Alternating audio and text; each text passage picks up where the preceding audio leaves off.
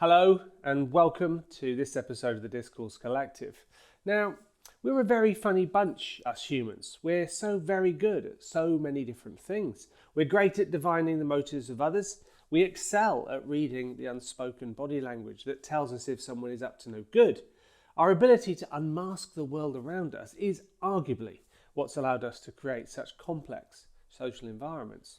But when it comes to our inner space, figuring out our own brains, frankly, we suck. We lie to ourselves. We selectively forget things. We refuse to accept the truth, even when it's right in front of our very eyes. Take the study, which I've linked below, that says that 80% of drivers think they're better than average. Now that's, of course, mathematically impossible, but it doesn't stop there. A meta-study published 2 years ago shows that this overconfidence applies to almost everything that we do. But what does this have to do with morals?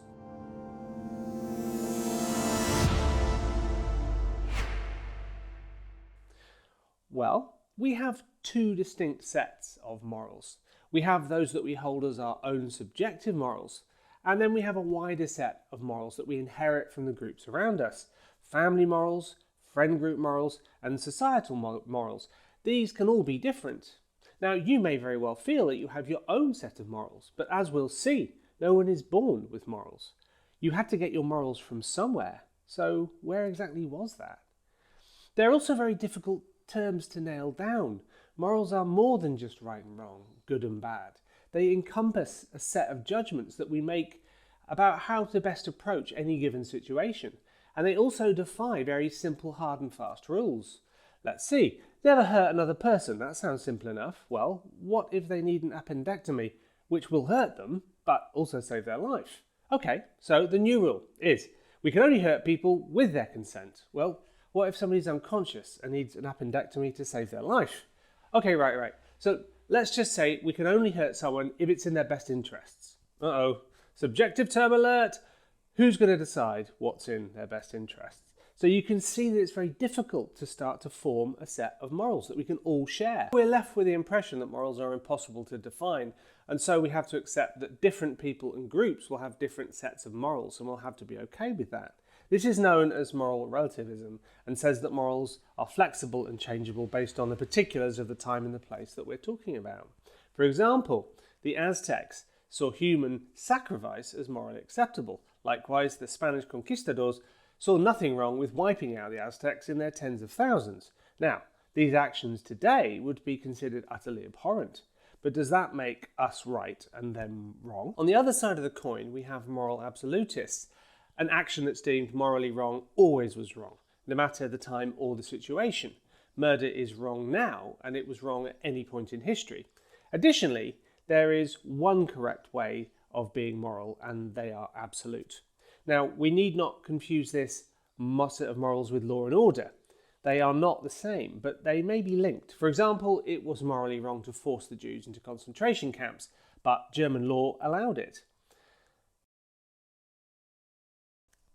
The personal versus the group, intent versus outcome. So you may well be left with a feeling that morals are a very personal affair. You can't rely on anyone else to tell you what is right or wrong.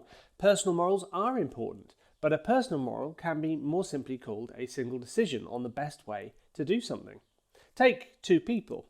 One does the right thing and gets a bad result, and the other does a bad thing and gets a good result. Do you have a strong personal instinct about which one of those is morally better? Now, I started this video by showing how we're terrible liars to ourselves. So it is true with our morals. There is every evidence that, following from our example or above, Hitler thought he was doing the moral thing. So did Stalin, so did Mao. Terrorists and world governments the world over will be quick to point out that they thought they were doing the best or most moral thing given the situation. Now, you see the problem. Purity of intent, the belief that you are doing the morally right thing, does not necessarily produce a morally good outcome. There are actually psychological scales of morality where the purity of intent is the measure. They put Hitler and Mother Teresa in the same moral position. So if we can't trust personal morals, can we trust socially constructed morals? Socially constructed morals tend to have evolved over time and offer a kind of what has worked best for us historically as a group type of ethos. That we shouldn't murder. or steal or abuse others are pretty typical, but big holes, or perhaps it's better stated as big gaps in opinion, still remain in most socially created moral systems. Should people be allowed to end their own life? Should women be allowed abortions? Should we feed and clothe the poor? In most societies, these remain issues that divide us morally. Can we find the absolute morally correct way to behave? Does religion offer the answer? Generally, religions offer us moral absolutism. Now, this can work out well because it's clear-cut and it's easy to follow, but it has several big downsides. Firstly, there are many different religions and they all differ in bigger or smaller ways about moral behaviour. So how are we to know which set of morals to adopt? Additionally, they don't change over time. Now, because they came from an unchanging God, they don't offer many shades of grey either. And thirdly, they only work when the whole society follows the same religion. Now, we can see this system in place in mostly many Muslim theocratic states like Saudi Arabia. Now, I don't think I have to say too much here other than to encourage you to think about if chopping off someone's head for being gay is morally the right choice. So we turn to science, right? Now, traditionally, science has remained pretty tight-lipped about morality. After all, what experiment can we create to help us form theories of morality? How do we test for right and wrong? What variables do we look to for good and bad? On the face of it, science seems to have very little to offer us when it comes to morality, either personally or as a society at whole. Now, to make any headway on this, we need to make an important decision. Is our morality separate from our psychology, or is it one and the same? If our morality is simply one aspect of our decision-making process or a wider mental framework, then what is stopping us from making objective measurements of people's intent to be moral, to do the right thing? Now, for this to work, we need to get an ought from an is, as David Hume famously put it. Knowing facts does not inform us about the best course of action to take or how to be moral. So how about if we start with a goal? Let's say, for the sake of argument, that the goal is to create an increase in the net sum total of human well-being, as Sam Harris puts very well in his book, The Moral Landscape. Now, science may well be able to tell us what that looks like in the brain, but we are still no further forward in knowing what to do to actually achieve it. Additionally, I could feed someone their favourite food, chocolate and wine all day long. Their contentment and happiness would go up, but their net well-being would go down from a health perspective. So then I'd have to force them to do some exercise. It's starting to sound pretty morally dicey already. So science is not so much help either.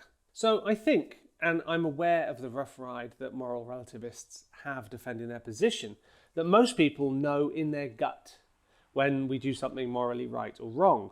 The issue comes when we lie to ourselves or allow our natural sense of empathy to be overridden or become somehow corrupted. I think that some conquistadors would have known that mass genocide was wrong. They would have felt it as wrong, no matter what their leaders told them. I believe that slave traders knew what they were doing was wrong, but they allowed their sense of financial drive to corrupt their moral compass, and they believed the racist messages and data that was coming to them of the day. People tell themselves the lies they need to survive. They accept the facts that move them away from cognitive confrontation and pain, while denying those that cause them to feel mentally distressed. Now, I have no doubt that a modern torturer or religious bigot thinks they are doing the right thing, while actually doing the wrong thing. I'm afraid I don't have an answer on how we can square that circle. We, each of us, have to try to find the most moral way through our lives using a combination of empathy, understanding, intellectual honesty, and communication. But I'm all too aware of how tenuous a balance it is to find these things. Don't allow other people to tell you what is right or wrong. Apply critical reasoning to every single thing that you do. What's your opinion? Where do morals come from? How can we apply them to our own behaviour?